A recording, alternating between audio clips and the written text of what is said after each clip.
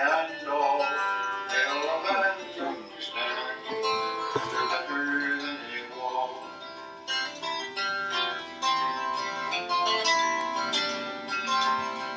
There are canyons, that are yawning in the night.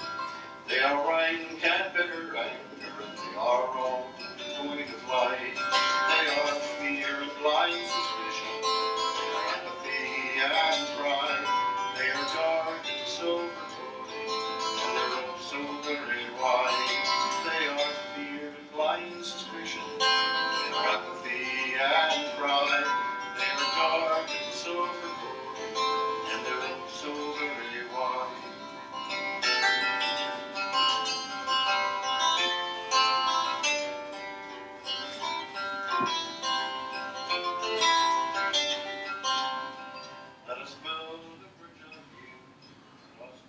Let us build a bridge of music. Let us cross it with a song.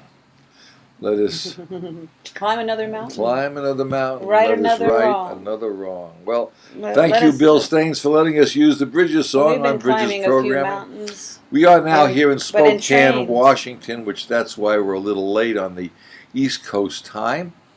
And we are here with Dennis, who stayed sort of around to do the program with us. We went by train, and Susan and I, and we went by train which I think is great, because if you go by car, it's the same old roads. It takes you forever if you try to do back roads. But the train was a really nice, efficient way to get here. Of course, you don't sleep that well on the train, even with a sleeper. Well, if you get used to it, I understand you can sleep very well. Yeah, but anyway, we got here. We're now in Spokane. Well, not Spokane. We're in Washington State. Washington State, the city of Bellingham, and we're going to be leaving here by ferry. It's a little north of Seattle. It's about an hour or so north of Seattle.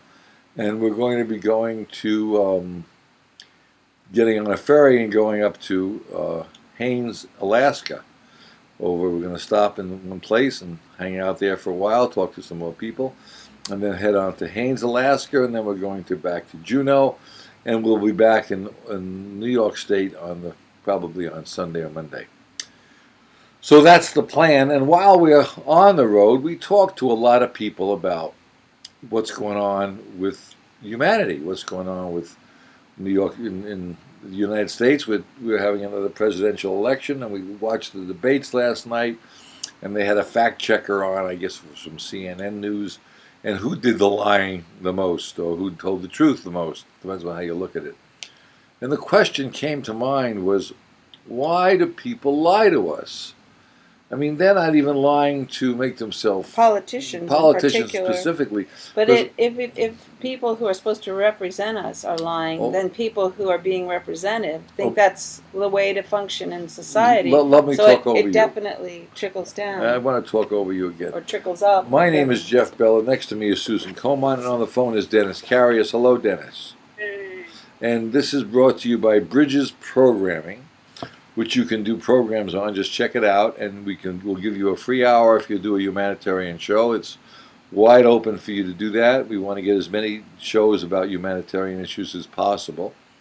It's also the impetus behind this program is something called the Human Renewable Energy Measurement. It says that all humanity must have their basic needs met for a minimal amount of their life work. We all live about 80 years of age.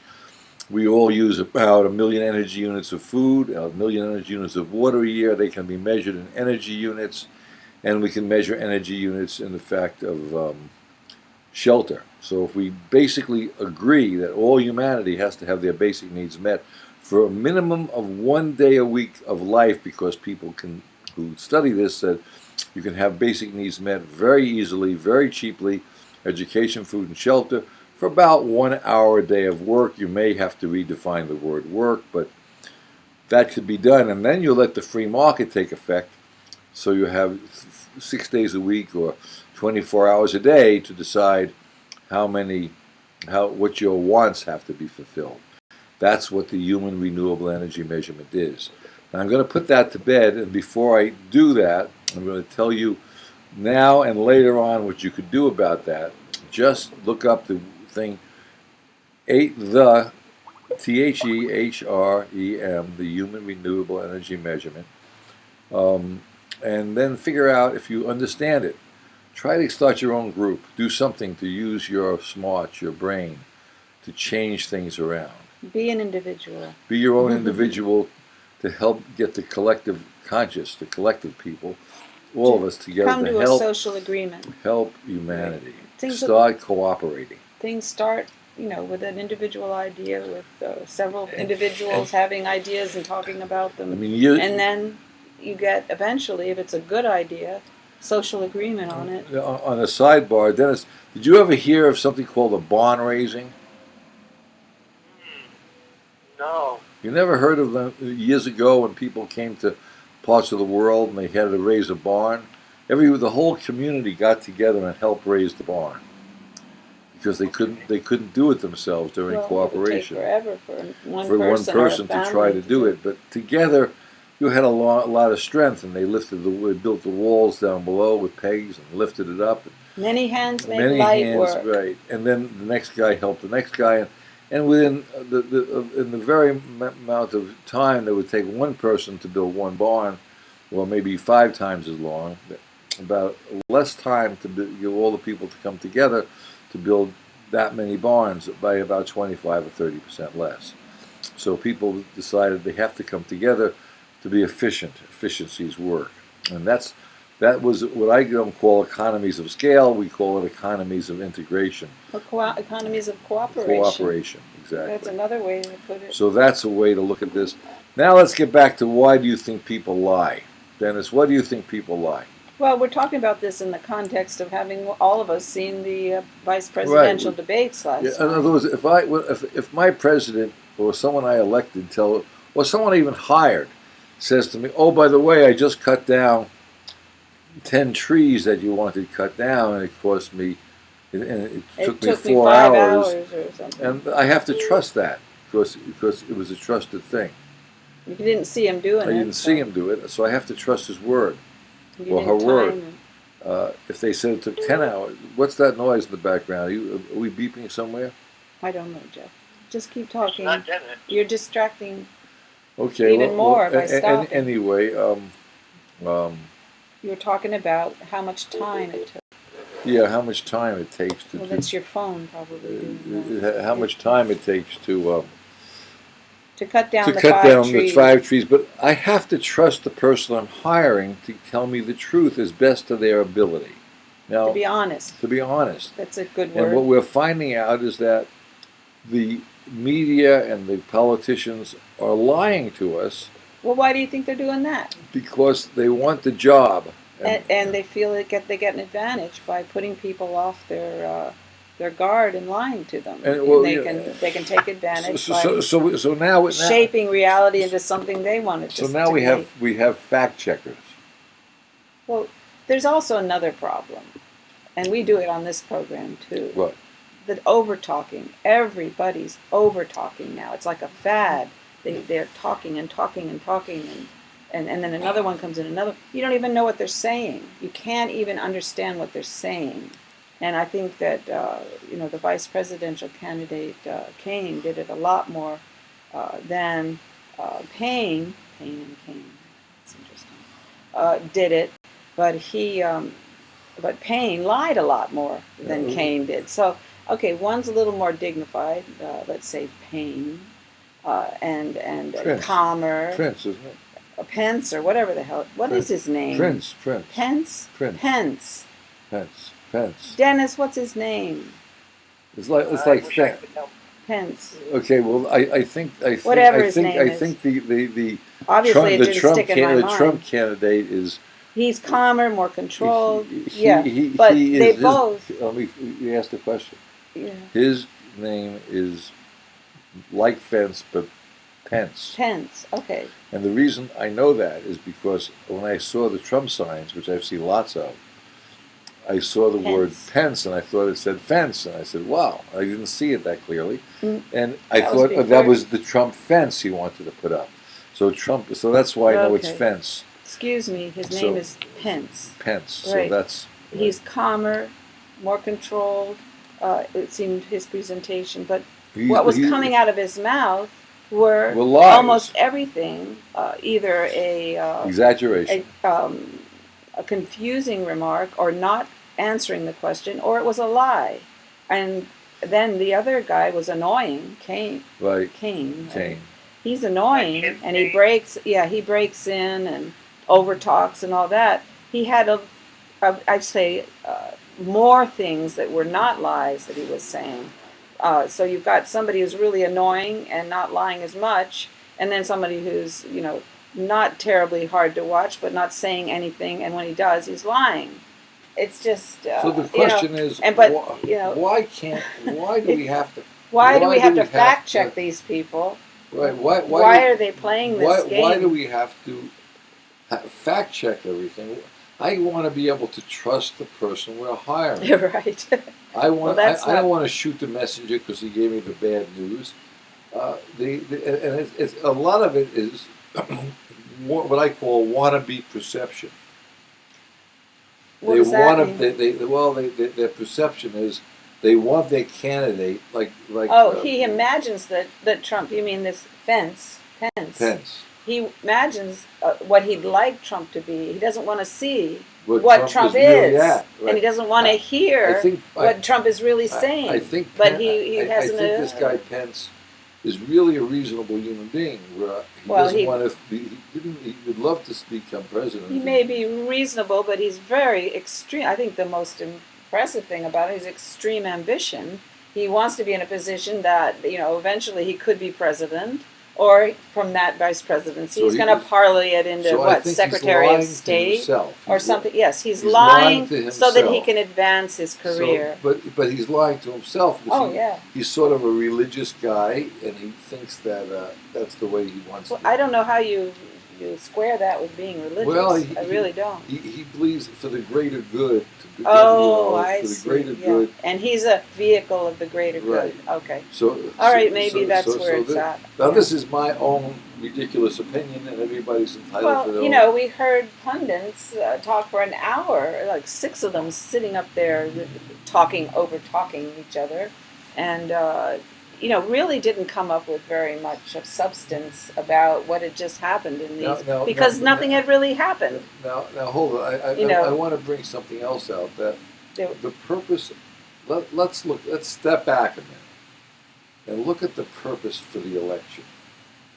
The purpose, theoretically, for an election is to set up people who can help give a better quality of life to everyone. That's the purpose of the election. That's why we elect people. Each one has their own ideas of how they do it. But the reality is that the economic system is controlling the entire way we function around the world. That's why we're killing people in Syria. That's why we're killing people in Africa. That's why we're killing people all around the world, because the economic system makes that happen. May I make a comment about that? How it's influencing everything. It's influencing this election because it's for the first time bringing as one of our candidates somebody who has no qualifications to be president, but has excessive money. And the money has taken him to this position of running for president. For instance, during this guy's run, he had a rally going, and somebody was anti-rally, and some guy punched him, and then this guy says, the guy's running for president says, "I'll pay your legal fees. If you can punch him all you want." That kind of they're not bringing that up anymore. That kind of they did bring it up. Oh, they did recently again. But that kind of an attitude.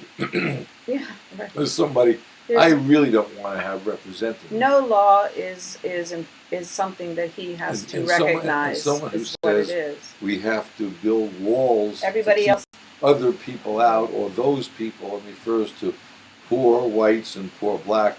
And the interesting part I'm finding this about Donald Trump, and I really don't want to take sides. I'm not that happy with Hillary Clinton, but I also feel as though that in this case I have to give my personal view that the damage that I think this fellow Trump would do He reminds me of an older spoiled brat like myself.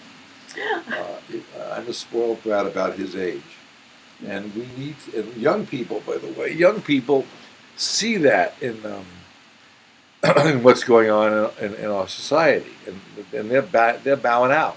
Because they're saying, these They old feel timers are running, powerless.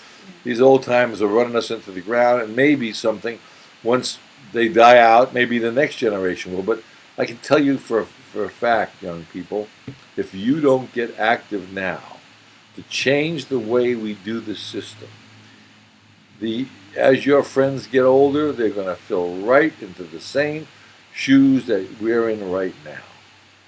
You must change the style of the shoes if you want to change the look and the feel. If you don't change it, it's not going to happen. We need you to come to the table and change the system so all humanity has a basic lifestyle that's comfortable, not for slavery. I can tell you for right now, if anyone hears me on this program, the young people who played the game and went to college, unless their parents paid for them, they're coming out with a loan. That loan means they're going to have to spend their hours of their life It's debt. to work for that debt, to pay it off. That means you're burning up your lifetime paying somebody who has no business getting paid. So not only are you working for your living, so to speak, you're also working to pay off debt, which is like 2 lifetimes right there. You can't, and this is what the economic system has burdened these young people with. There's actually a very interesting comments. I was reading some of Albert Einstein's comments about this very subject. You want me to read it now? And he, this was in 1940 that he wrote this.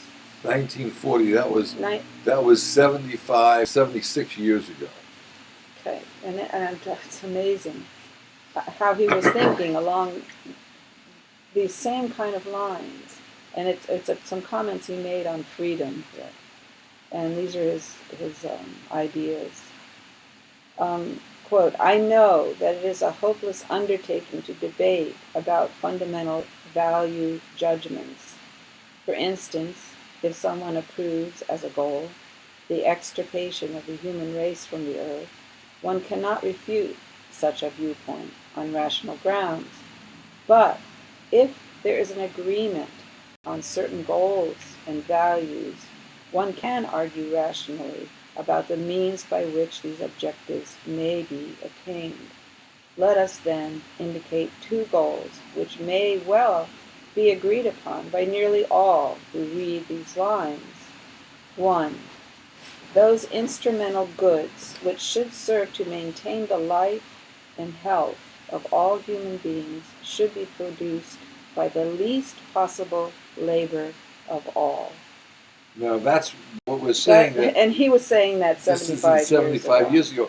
With today's technology, no human being in the world should have to work more than 1 day a week least possible for their basic needs met. Life and health of and now Einstein said that. The Pope is saying that recently. Our politicians are sort of skirting around that. We're not saying that you equalize the wealthiest people, the 1%, that will have less and the other people will have more. No, we're not saying that. We're saying that you have one communistic view, and I know I look like Marx, but it's not a Marxist thing, and it's not a utopian thing. There's enough technology in this world right now so everybody can have education for 0 cost, other than the internet. 0 cost, plus of course their own time, which is very valuable.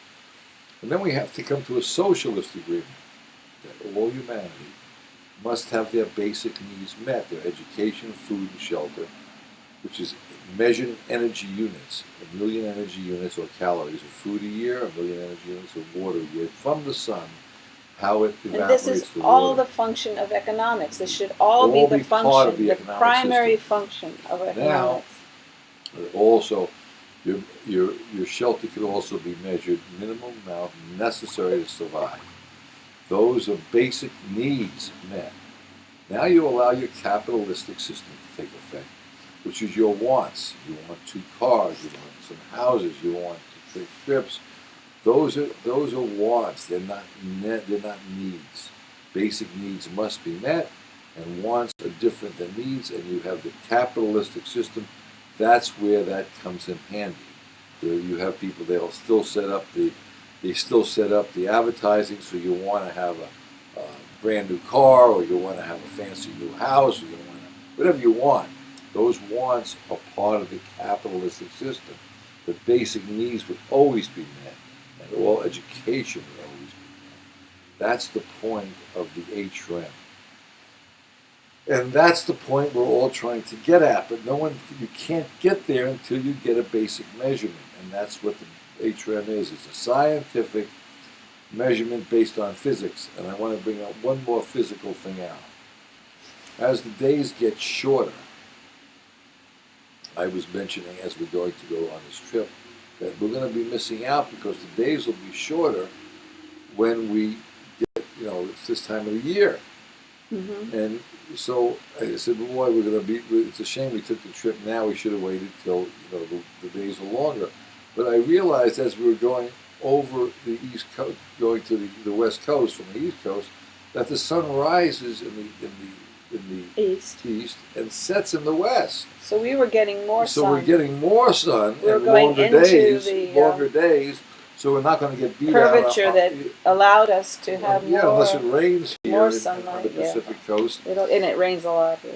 Unless it rains terribly hot, we're still going to be able to hopefully see polar bears and I don't think you're going to see a polar bear. If you're close to the water, you would. I don't know. You could be even further north than we're going. We hope to see whales. Yeah, you never know. We'd like to see. We'd like to see stuff that's nature, and I'd like to make sure we have the opportunity to do that. So that's part of the deal there. Anyway, that's where we're coming from. But I want to go back. There's a little more that is very much similar to. I wish that Einstein went. He was obviously thinking along these lines. I wish he had also bent his intelligence to making the measure into an axiom that actually defines human needs. That's what David Borton in did. Energy terms. Yeah, and he did. But a person like David, our friend who's a physicist, nobody knows David Borton. Everybody knew who Einstein but they all know was. who the Pope is, and the Pope is saying the same thing without the measurement. At this time when he was writing this 75 years ago, and also people were concerned about the destructive power of the atomic bomb. If there was also this other equation to balance that, there may have been a different course for humanity. But he was obviously thinking along these lines. But I don't know if he felt that it was possible to define human energy in this way, so that the economic system could function to the benefit of living humans and living things on Earth. But our human economic system is so influential right now in so many directions. But I will read one more time. Okay, go ahead. Before you do, I have a thought. Now, Dennis, if I told you, Dennis, this is going to be a question, Dennis, that the only way for you to survive is for you to walk from where you are right now to go to, let's say, 100 miles from now. And otherwise, you're going to die. 100 miles from where he is? From where you are. But he has no compass and no. No. You got to go. You got to go. Just you go. got to get it. You got to get right on Route 5, and you got to walk 100 miles. But you got to start right now, and you're going to have to try to get there in, let's say, 15 days, or maybe. Would you try to do that? Wow, 100 miles. Well, exercise is good for you, right? The question was a yes or no. Well, no, not 100 miles. No. You would rather die today than start walking 100 miles. Well, I wouldn't go that far. We can go. No, if I told you that you got to start moving now, Because you're going to die if you don't take that walk. Yes, I would take that walk. I just might not Make it. go the entire 100. Well, you don't know that. That was the second part of the question. Maybe you surprise yourself. At least you would start to make that move. You would actually try. Now, I'm thinking as opposed to just dying immediately. Yeah, instead of just letting yourself die. Well, that's what's happening to our species. If we don't start moving, we've got to make an extreme effort. and then it's probably more of an effort than most people want to even consider making. Now let me bring that part I'm bringing out and trying to get out to is that I look at what we're trying to do when I'm listening to about Einstein and I listen to the Pope and I'm looking at the screen trying to get this message out to people, and I know that the chances of me getting to where we want to get to it's like walking is almost zero. It's like walking 100 miles. It's like walking in 2 days, one day. I just really, I should just give up and say, no, it's this ridiculous idea. Even though I believe in it, is not. It can't possibly happen, and that's what a lot of our friends tell us. Don't bother wasting your time. You can't change the economic system. And I'm telling you, we've got to walk. We've got to start it.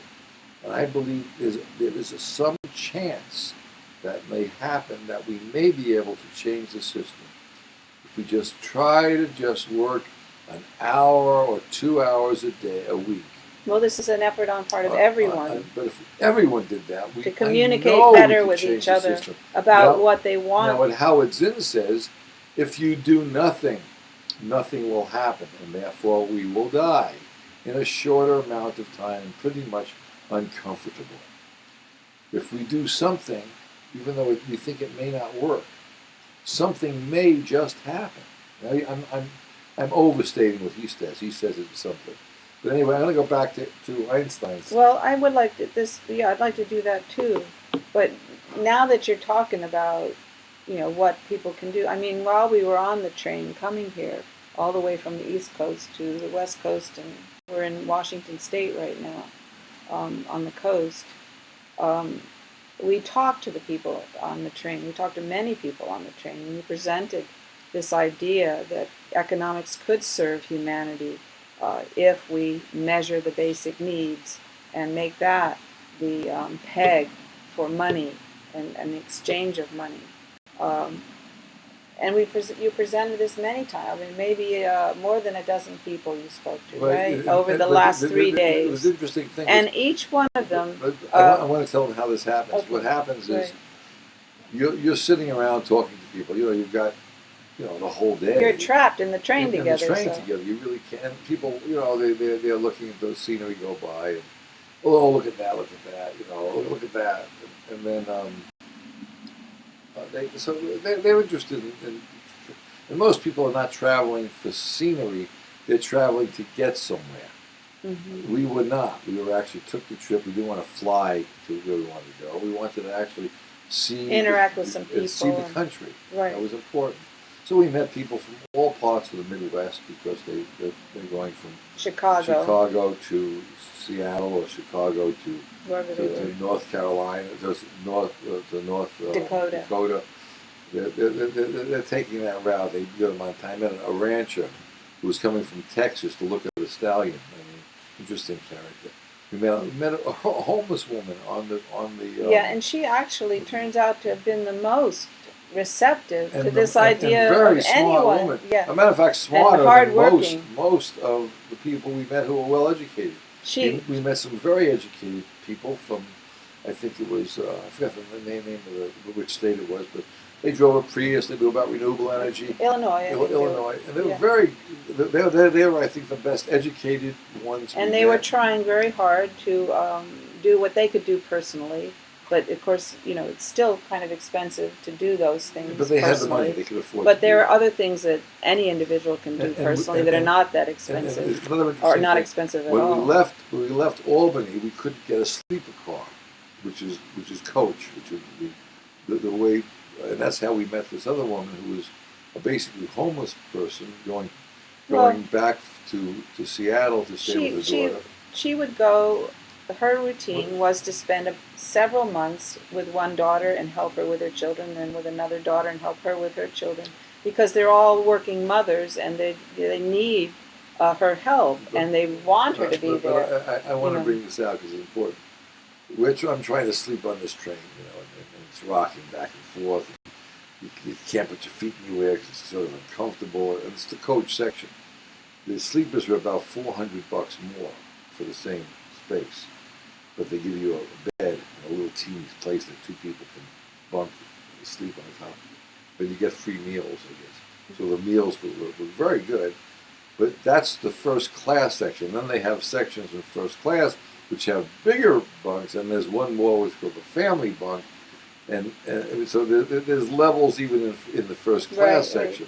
And then you can go even to the next level where you own your own train car. I mean, this is the kind of insanity we have in our country. But it was interesting too. Within the only place that I felt like people were more concerned in trying to figure out what your socioeconomic level was when we were in the sleeping coach type of area where then you'd all eat together in the dining room, and then they feel you out, whoever you're sitting with. How much money right. But if you're in the coach, nobody cares about that. But it was another interesting thing. They communicate without that as part of the like what work do you do, or where do you live, and where'd your kids go to college, and But this is how we met other people that they were thrown in together. Mm-hmm. When you go to sit down in the restaurant or the coach section or the dining car, they take you two or us two, and they put you with two other people at the same table, and of course you introduce yourself. And it's very nice to meet them, but most people there had a lot of money, and they didn't want to hear these. And of course I brought it right up because I don't want to hear about the kids with colleges or how many trips they've taken around the world. Or how many trips they've taken around the world. Right. We've been there. We don't need that. I want to talk about how we help the world. What are you doing? I don't care how old you are. What are you doing to change the world for a better place? That's my question. So I think we found one couple out of maybe, how many did we meet? 7 couples? 5, 7. Yeah.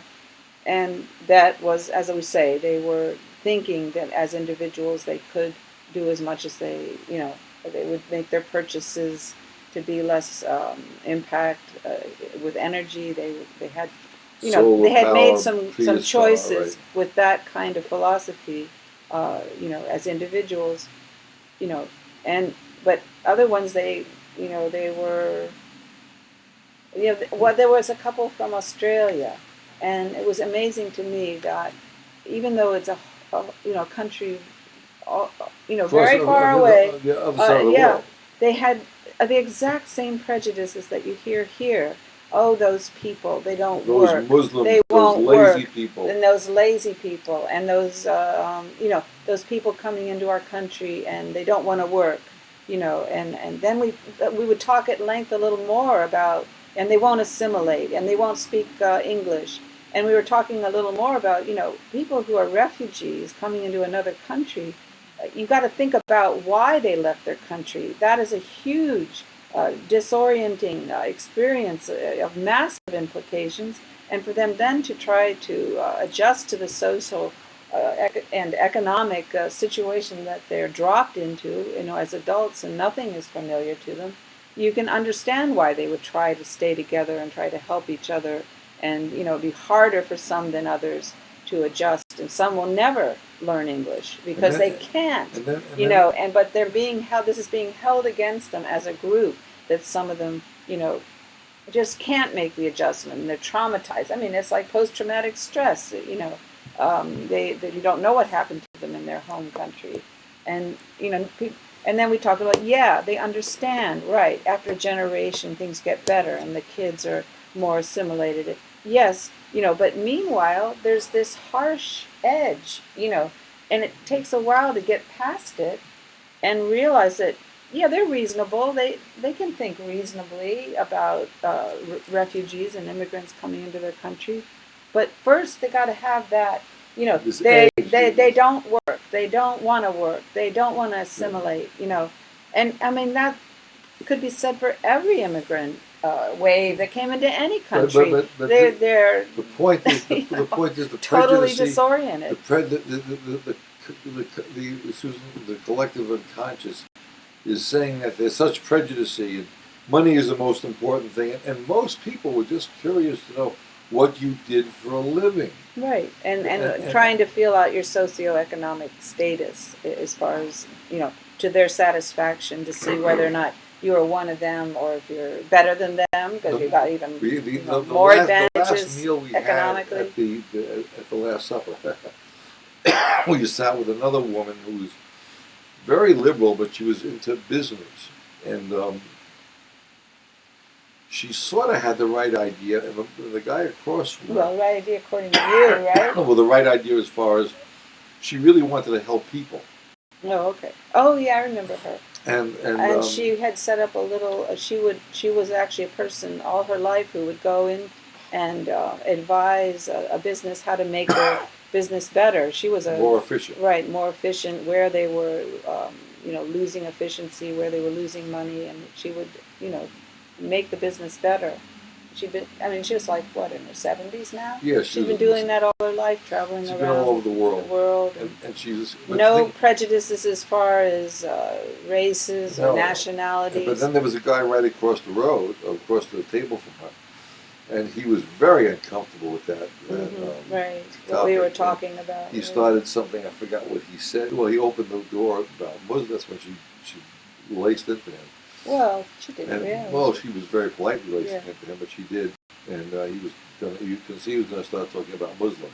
Mm-hmm. And we all feel that all human beings are the same, and their belief systems change, but the economic system controls that belief system. So And there are people that are traumatized and then they behave, violently or in other ways.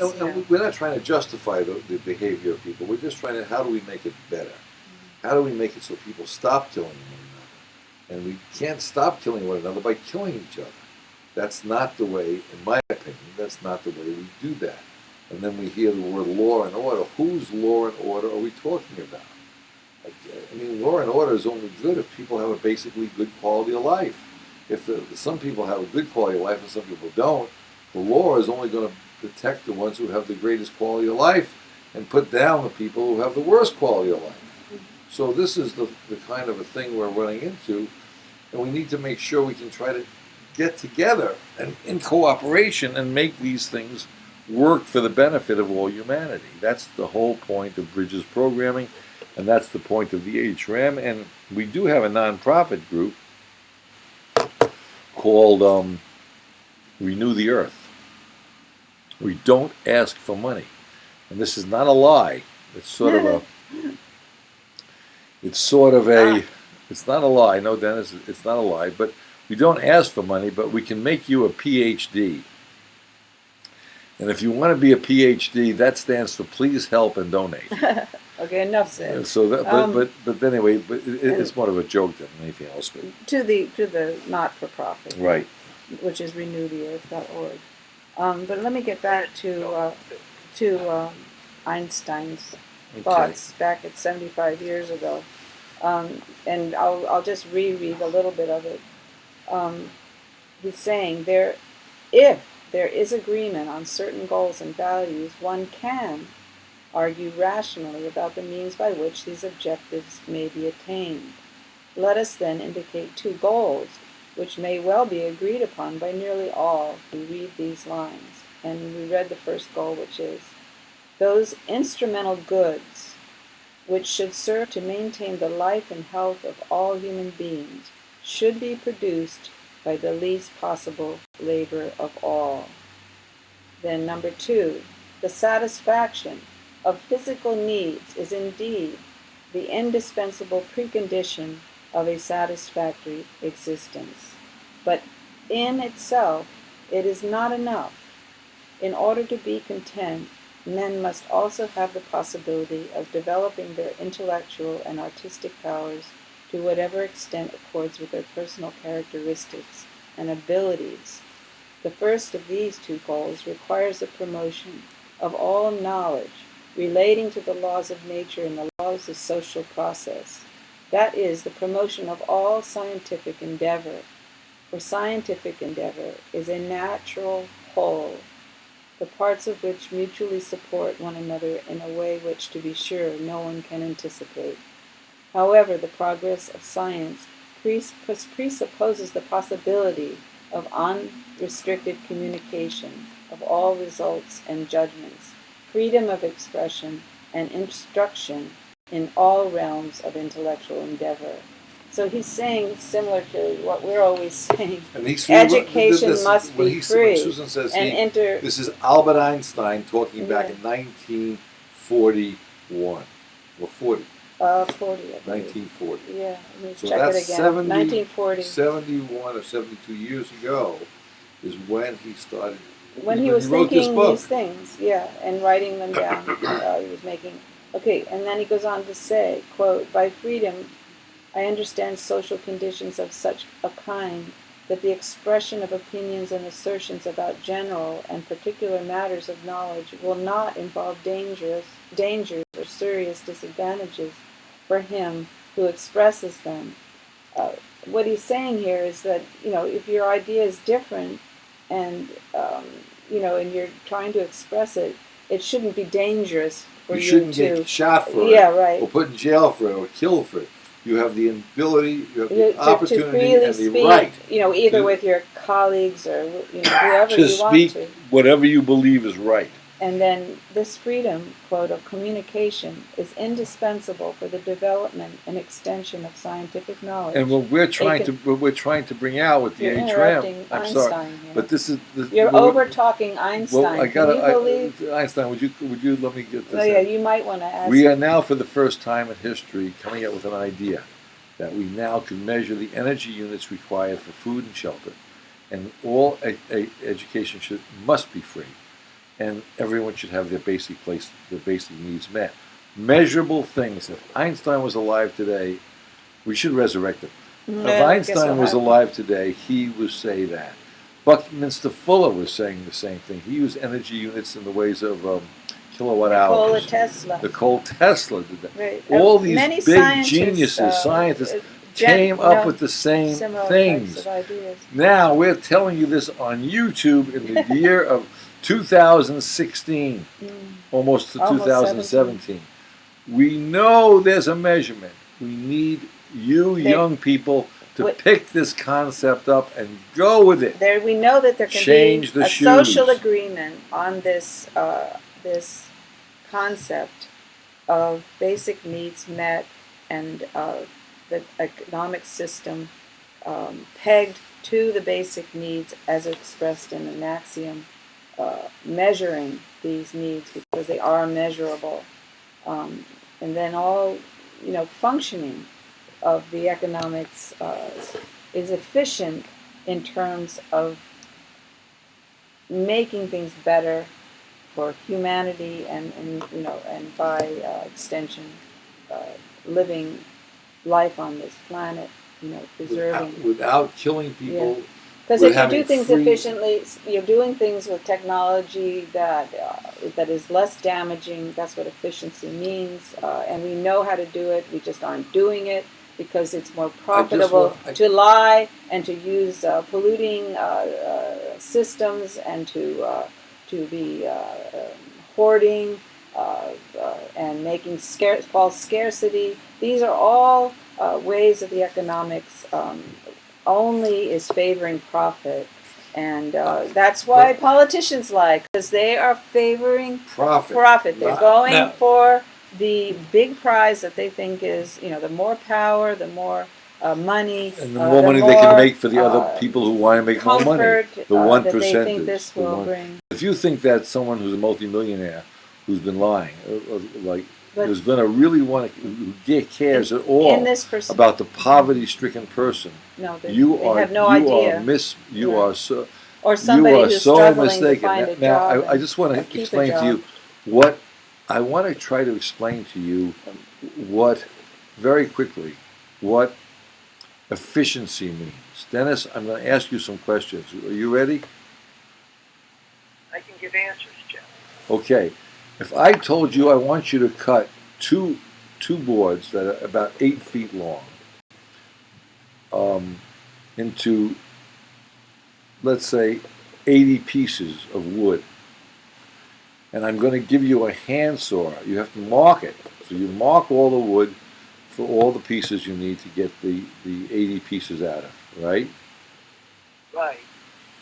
And then now you have electric in the house and you have a power saw. And I'm going to say you have a choice between a power saw and the handsaw. Now, one way you're using your own energy, your mental energy, to mark it, which is going to take the same amount of time pretty much as if you use the power saw. And then you're going to have a choice between the power saw and the handsaw. What saw would you use to be efficient with? Power saw. Because the energy you're using will let you do it in less time than the handsaw. Is that right? Yes. And when you get all done with that, what's left over? When I get all done with that. When you get done cutting the material, if you use the handsaw, you'd have leftover time, right? Okay. But if you use the power saw, you'd have a lot more time left over. Yes. So the most efficient way to do this is using the power saw. Now, if you add up what it takes to build a power saw, that's a different topic. But you're going to use the most efficient thing at your disposal to give you more free time for your value of your life. Well, That's what efficiency means. Yeah, to also to develop yourself as an individual, and that involves, you know, Free occasional significant conversation with somebody or a group of people who are like-minded or not like-minded. It may stimulate another concept amongst the whole group of you. And Einstein goes on to say, this, quote, freedom of communication is indispensable for the development and extension of scientific knowledge, a consideration of much practical import. In the first instance, it must be guaranteed by law, but laws cannot alone secure freedom of expression. In order that every man may present his views without penalty, there must be a spirit of tolerance in the entire population. Such an ideal of external liberty can never be fully attained, but must be sought unremittingly if scientific thought and philosophical and creative thinking in general are to be advanced as far as possible. So he's saying, it's not like you can say, okay, now we're all open and we're all going to have this freedom of communication. It always has to be worked at. It's like a relationship that you don't ever want to see disappear. You always have to work at it. It's unremitting, as he says. And if you want to advance philosophical and creative thinking in general, as far as possible. And then he goes on to say, if the second goal, that is the possibility of the spiritual development of all individuals, is to be secured, a second kind of outward freedom is necessary. Man should not have to work for the achievement of the necessities of life to such an extent that he has neither time nor strength for personal activities. That's what we're Without talking this about. second kind Basic needs. you're over talking. Okay, well, Einstein, won't you let me finish the okay, paragraph? but that's what he's saying. The same thing Yes, we are, right? I'm sure that anyone listening to this can We'll pick understand that up. Man should not have to work, quote, for the achievement of the necessities of life to such an extent that he has neither time nor strength for personal activities.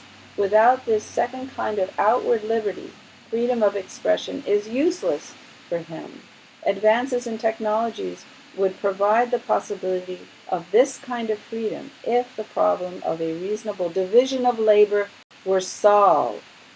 I mean, That's he was exactly thinking what we're completely doing. within this idea that the advances in technology, and Buckminster Fuller's same thing, the technology is making labor, the time spent for human labor less. The technology as the It's chainsaw displacing it. versus But the by electric displacing saw. it, you're not going to say, okay, we're displacing the time that has to be put in by people physically to do something.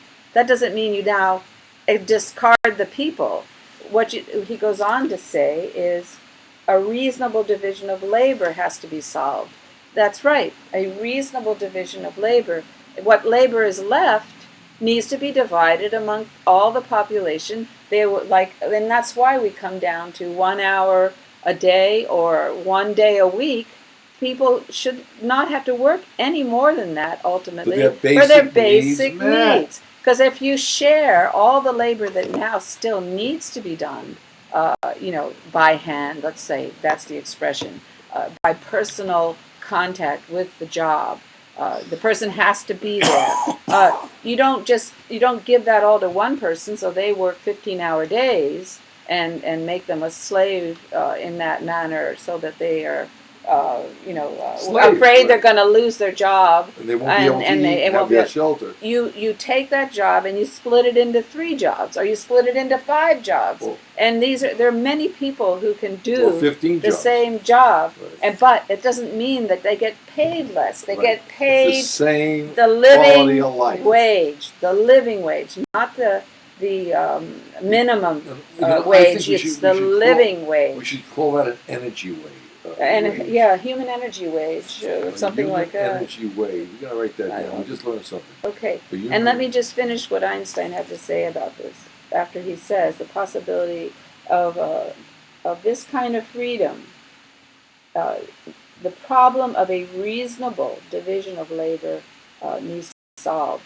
The development of science and of the creative activities of the spirit in general requires still another kind of freedom, which may be characterized as inward freedom. It is this freedom of the spirit which consists in the independence of thought from the restrictions of authoritarian and social prejudices, as well as from unphilosophical recognizing and habit in general. And that would be another way of expressing that might be, stuck in neutral or the status quo, which is what is being promoted to us all the time. And what people are worried about when they think about, voting for, let's say, Hillary Clinton. No, that's just going to be the same old, and something maybe a little worse. But, right now we've got... Bernie Sanders was going forward, and that was the difference. Yes. You have 3 different thought processes. Unfortunately, she didn't choose him. You have the person as her, you have the one that wants to change things for the worse and taking more away. Status quo, and the one who didn't get there was to change it for the betterment, which is amazing. So this is just a little bit left here that Einstein is saying about we should make freedom a copy of the spirit and give this into the. This should be put on that at least that one section should be put in our website. Okay. Okay. This is the rest that he says here.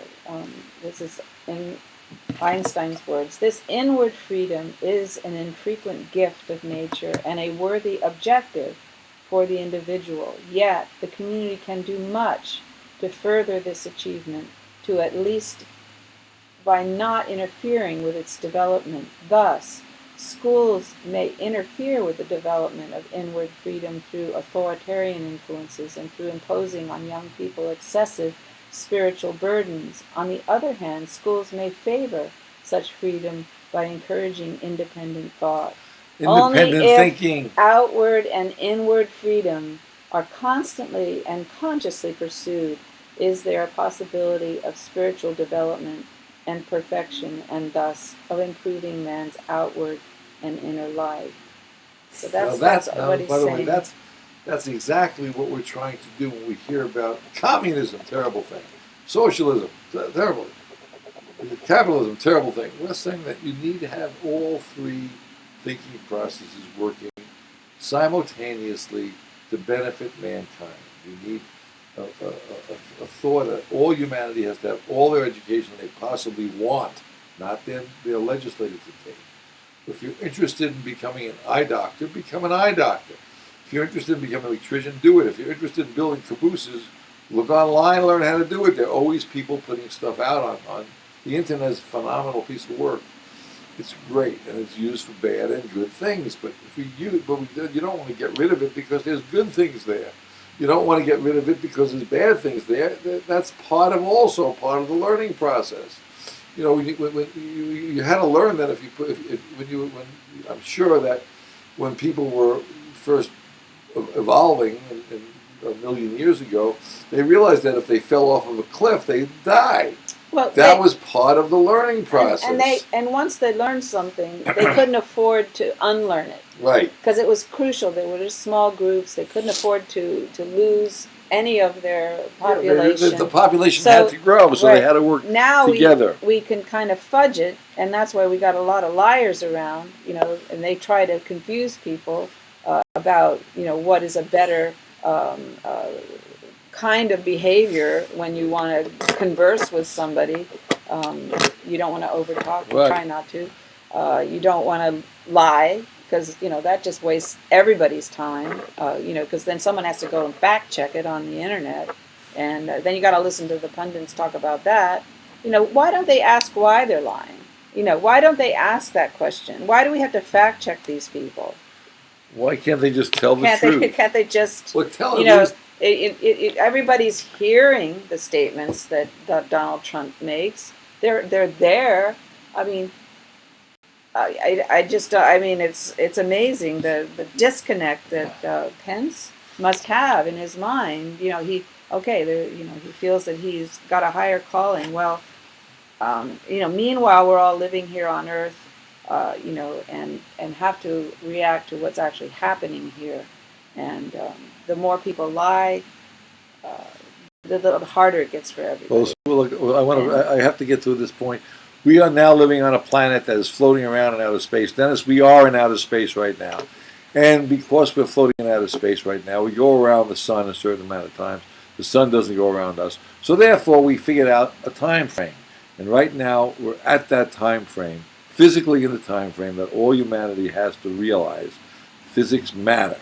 We're in that time frame where we have to start thinking about saying goodbye. So our energy song is going to be coming well, up. I hope so, because I'm taking it from the end of another program, and I hope I got it here. Physically, we don't quite have it. But we don't know, so I'm sorry if it didn't. We're going to try it out and see if that works. Happen. But we're working everything through cell phones and the technology we have at our fingertips. It doesn't work. You're in Oh, it's a different song. Yeah, well, this is a different song. That's his Pat Humphries song. Right. Next time I might get the energy song. But this is a good song too.